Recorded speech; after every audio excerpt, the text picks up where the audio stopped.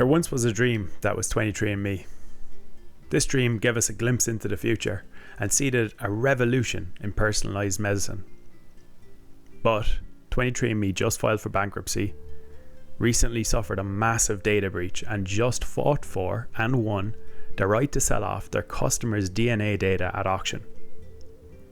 The dream that was 23andMe has vanished, and I'm here to tell you how it all went down.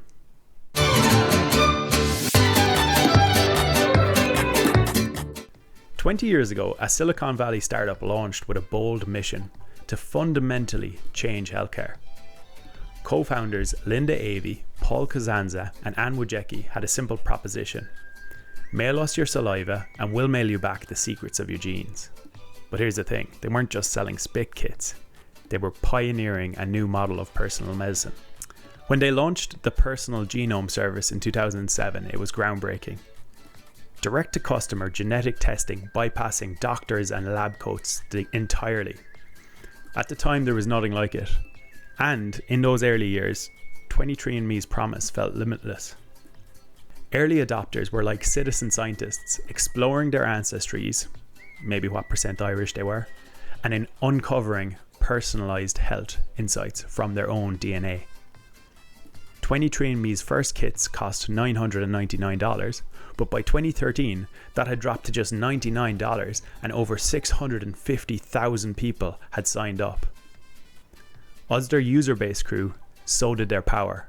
23andMe was quietly building one of the largest private genetic data sets in the world. To investors, this meant money, but to scientists, it meant discovery. 23andMe launched a research arm and published its first paper in 2010 and will go on to publish over 200 studies. But not everyone was thrilled. Could everyday people be trusted to handle their own genetic risk info by themselves? What if the results weren't accurate?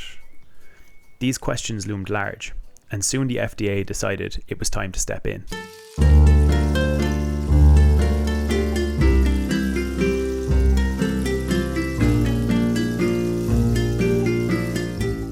By 2013, the company wasn't just offering ancestry breakdowns and fun traits. It was providing health risk reports. Customers were learning about their genetic predisposition to diseases like Parkinson's, breast cancer, and Alzheimer's, and all of this without speaking to a doctor. To fans, this was democratizing information. It was, the empowerment of the sovereign individual. But to the US Food and Drug Administration, it was a red flag.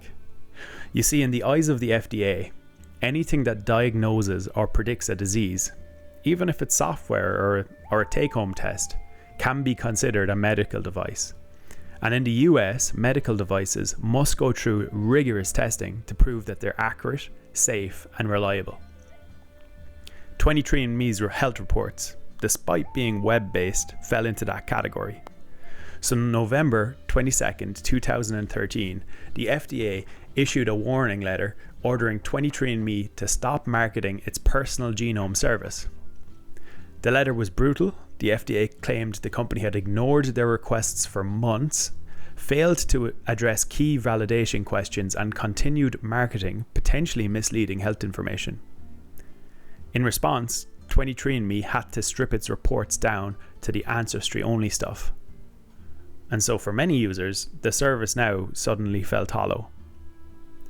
But Anne Wojcicki didn't back down. She told press and investors, "We are pioneers.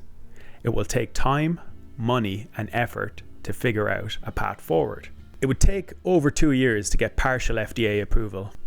So by 2015, 23andMe actually had regained some ground. It became the first company authorized to sell direct-to-consumer genetic health tests with FDA approval. But there was damage done. The golden momentum for 23andMe from 2007 to 2012 had faded. And more importantly, this moment revealed a deeper truth. 23andMe's future wasn't just in selling kits. It was in the data.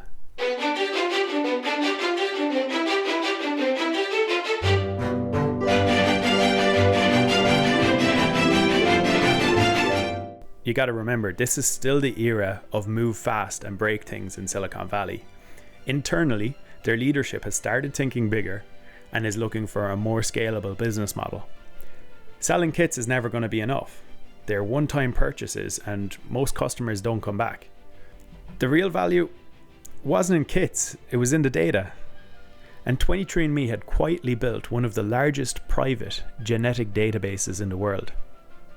And more than 80% of customers had opted in to share their anonymized data for research. That opened a new door, and in 2018, 23andMe walked right through it, announcing a landmark $300 million partnership with pharmaceutical giant GlaxoSmithKline. The idea was simple, but powerful. Use 23andMe's massive genetic dataset to discover new drug targets, and let GSK develop the treatments. This partnership led to over 40 drug development programs, and one candidate, targeting inflammatory disease, made it into clinical trials within a couple of years. This was framed as the next evolution in personalized medicine. Instead of using data to show customers their health risks, 23andMe started playing the game of drug discovery. Once again, scientists were excited, investors loved it, but not everyone was on board. You see, the use of data for research doesn't just need consent, you need informed consent. And were people, this 80% of people, truly aware that their data was being used in commercial pharmaceutical deals? To skeptics, it felt a bit like a bait and switch. 23andMe wasn't just empowering users, it was leveraging them. And this tension, the tension between health empowerment and health exploitation, would define everything that came next.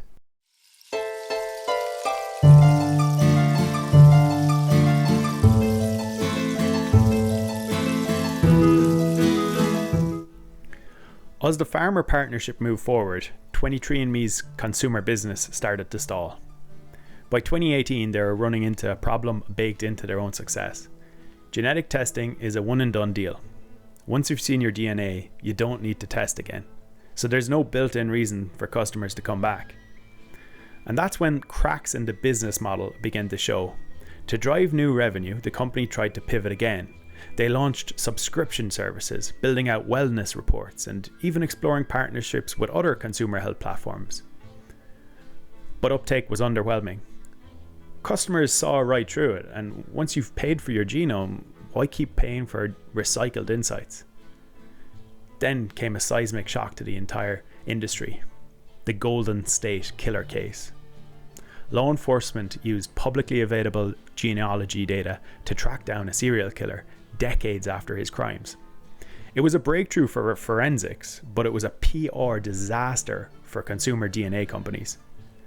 Even though 23andMe actually wasn't involved, the headline spooked people. The idea that your genetic data, or of relatives, could one day be used in a criminal investigation changed public perception almost overnight. Suddenly people weren't just asking what DNA could reveal about their health, they were asking, who else is looking at this? Privacy fears spiked, opt-in rates for data sharing began to slip, growth slowed, and trust wobbled. In early 2020, the company laid off 100 employees. That's about 14% of its workforce at the time.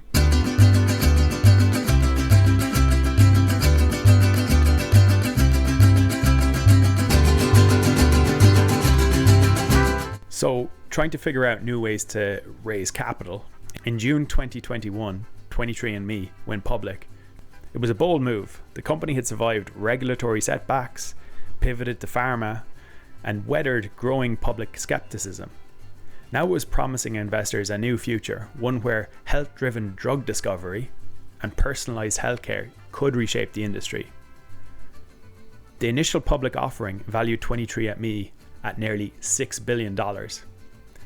Anne Wojcicki stayed in control, emphasizing long-term vision over short-term profitability. She told CNBC, "Everything I do is for the next 10 years."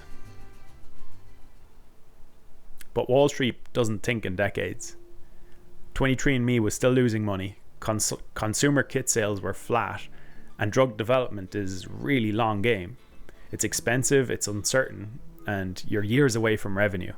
So by mid-2022, the numbers were grim. The stock began a free fall, and over the next 18 months, it would lose more than 95% of its value. But the real catastrophe hadn't even hit yet.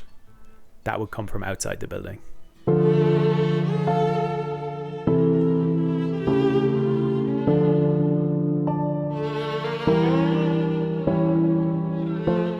In October 2023, the worst case scenario became reality.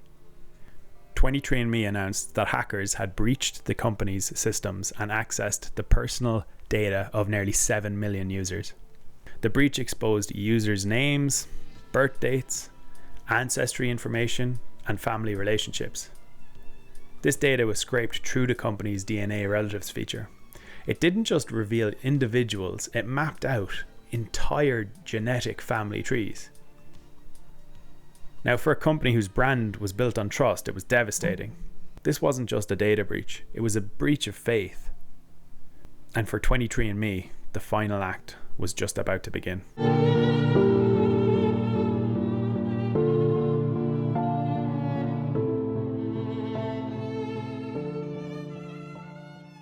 Earlier this year, the collapse was complete. 23andMe laid off nearly 40% of its staff. Its drug discovery pipeline had stalled. Its consumer business had cratered. And Anne Wojcicki, once the face of personalized medicine, had to step down as CEO. Just weeks later, the company filed for Chapter 11 bankruptcy. But in one final twist of the sword, Wojcicki wasn't just leaving the story.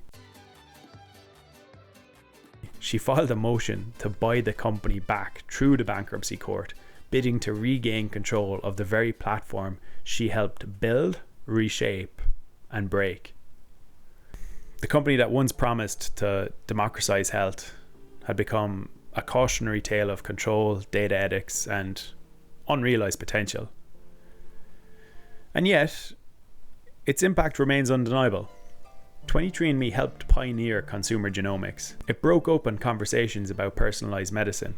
It published hundreds of scientific papers, and it empowered millions of people to learn more about themselves. It also exposed a fault line in the entire industry.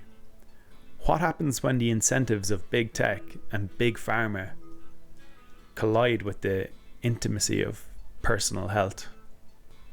This wasn't Theranos. There was no fake science. There was no fraud. 23andMe didn't implode because it lied. It imploded because it overreached and never rebuilt the trust it lost. Icarus flew too close to the sun. Its dataset still exists, its legacy still matters, and its downfall leaves behind a vacuum that the next generation of biotech startups will race to fill. The dream of personalized medicine isn't dead, but the dream of 23andMe is. Ciao.